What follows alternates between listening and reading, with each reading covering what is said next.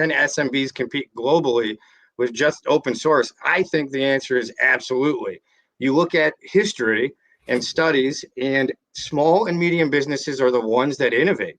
They're the ones that drive change, usually out of necessity, right?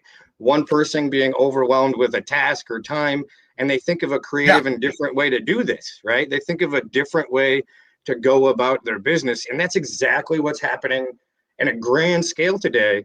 Is big businesses are being forced to rethink the way their processes, in particular, glad you brought that up, that they're trying to implement the changes.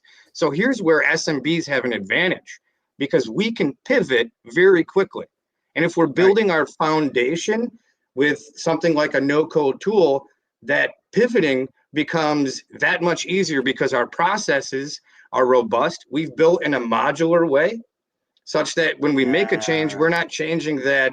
Think of it like editing a video, right? When you make a 10-minute long video and you screw up like I do every time I try to do a video 15 times in that video, that 10 minutes you've got to edit, right? But when you build a smart system and you build it modular, you use these cool tools that require modularity, right? They're built smart. When you build it like that, you're only editing that 10-second video. You're not editing a 10-minute video and taking all that time. So think about that compounding, right? AI isn't, although studies show that AI is, the output of AI is giving you plus 20 points IQ as a person. Studies also show, right, that studies also show that AI doesn't necessarily have the same impact as a team, on a team, I'm sorry. Why? It's because the processes themselves are really where the fundamental change happens. So SMBs, absolutely. Small solopreneur can pivot.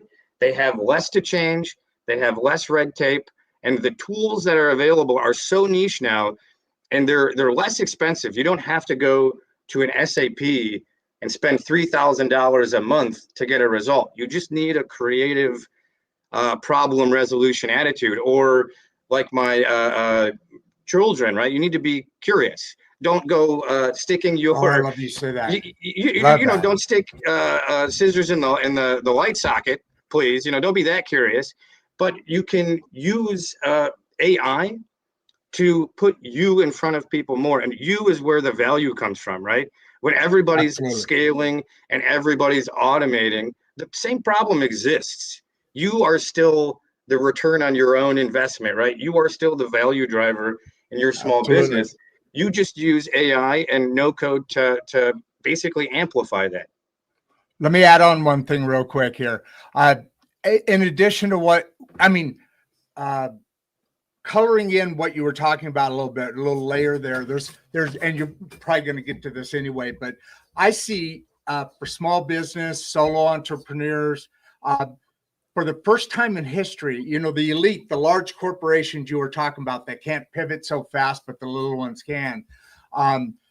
This technology wise, I mean, you can create a marketing department that rivals with bots. I mean, with you know, your instructions to the system. The cost of being able to be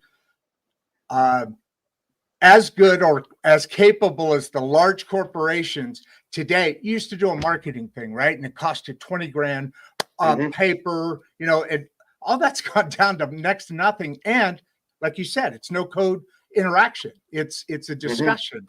And like you said, man, that's a theme of our show. Be curious, not judgmental. Yeah. Be curious. Yep. Yeah. 100%. And I think that's the easiest way, right? To Amy here, you know, thanks for I'm glad I'm inspiring somebody, you know, to get involved in this mission. It's use that curiosity to dive into these tools, right? And unfortunately, you know, these tools will give you 7 days free and then they'll start charging you, but use those 7 days, right? And use them with a mission in mind.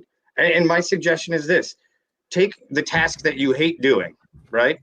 And find out a tool out there that exists, because I'm sure there is, that can automate that, right? And it may mean provide that task to AI, and AI literally spits out an example. But all the time, I guarantee what it does mean is you as a small business owner need to take that little halo off, and you need to be able to allow something or someone else to do a part of your job for you.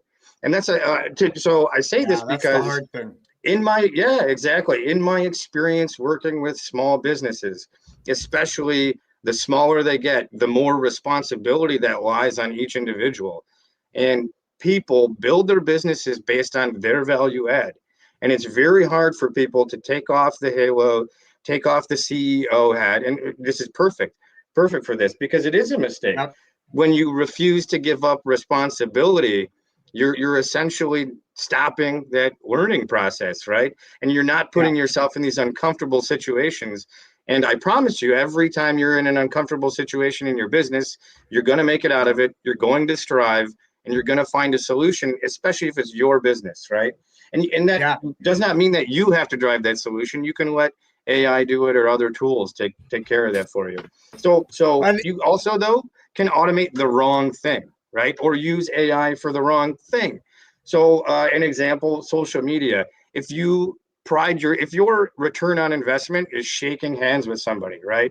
If you're a car salesman, you get paid money when they sign the deal. You should be doing that. Your goal as a car salesman should be getting to that point as fast as possible, right? So those are the things you want to automate, is what is going to bring me from point A to money as fast as possible. What people tend to do is go, oh, I need social media automated because I know it wastes time, but it's not going to be your biggest bang for the buck. So you look at where's the lowest hanging fruit? Where is it a pain point, or do I love doing it and do it? If I love doing it, I want to do more of it. I'm not going to automate that. I'm not going to include AI. That should also, though, align with my value add and what people are paying for, right? Yep. Yeah. So the beauty of this is, like you're saying, take the things that are most mundane or that you don't like to do. And yes, absolutely, I couldn't agree with you more. There's definitely an automation out there for it in today's world. And each one, like ChatGPT, I use the, not the free version, but that next level. And you can actually, like you're talking about, how fast can you get to the sell, to money? I'm a salesman background, own a machinery business, kind of wound that down over the last year to now do this all time. But that's the most important thing. Not only is it important for the people using it now, but here's the thing. We were talking about this. Guys my age, a lot of salespeople, there's a big gap between your age and my age in really reliable growth type people. Sure. I'm sorry, I don't, but I mean, that's statistics. Everybody kind of checked out for a while, so to speak. But now you have guys my age that are competing with those guys their age to keep my job. I have, like you said, you have to be more efficient. You have to be able to do this. You have to be able to do that. But one of the greatest tools in the world is I'm able to scrape everything I can find, or the public information. And so I have a big meeting. I have a big client coming up. What you said it. What's their pain points? And it'll tell me all the research, and then it'll ask me, would you like this as well to do that? Things you don't even think about. And all you do is say yes. And it's within 3 minutes, within 30 seconds, you have a dossier that also summarizes it for you, right? Yeah, well, 100%. I mean, it is. It's incredibly powerful. And